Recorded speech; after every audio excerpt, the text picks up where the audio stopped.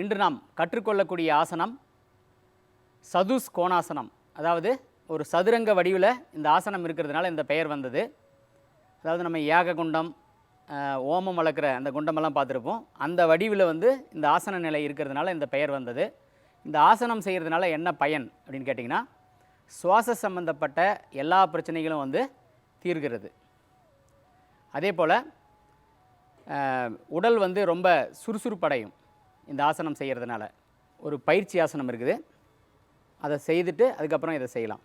கால்களை இடது காலை இப்படி உள்முகமாக வச்சுக்கோங்க. இடது கை இந்த மடிப்பு பகுதியில் காலை வச்சிடணும். இப்படி சேர்த்து பிடிச்சிக்கணும். சரிங்களா? ஸோ இது செய்திங்கன்னா நம்ம இந்த சதுஸ் கோணாசனம் செய்கிறதுக்கு ரொம்ப ஹெல்ப்ஃபுல்லாக இருக்கும்.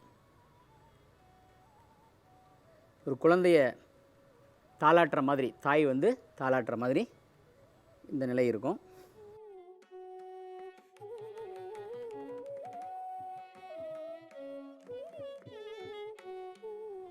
இப்போ காலை மாற்றி செய்கிறோம்.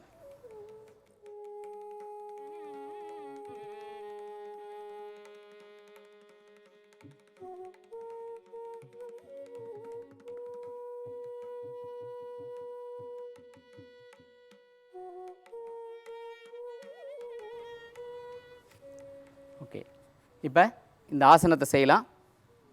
இங்கே பாருங்கள், இடது கை மேலே இப்படி வைக்கணும்.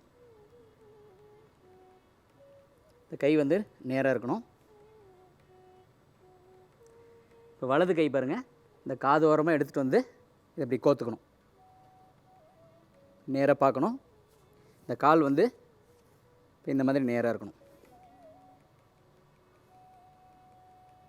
நல்லா இப்படி கிராஸில் கொண்டு ஒரு 10 எண்ணிக்கை இதே நிலையில் இருக்கணும். 1 2 3 4 5 6 7 8 9 10. மெதுவாக விலகிக்கலாம். இப்போ இடது காலை மாற்றி செய்ய போகிறோம். வலது கையை நேரம் அப்படி வச்சுங்க. இங்கே பாருங்க, இடது காது ஓரமாக இப்படி கொண்டு 2 கைகளையும் கோத்துக்கணும்.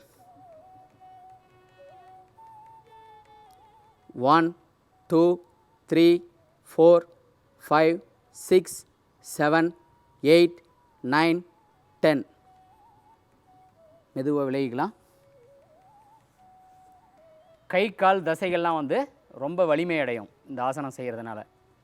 அடுத்த யோக நிகழ்ச்சியில் மற்றும் ஒரு சிறப்பான யோக பயிற்சியை கற்கலாம். நன்றி, வணக்கம்.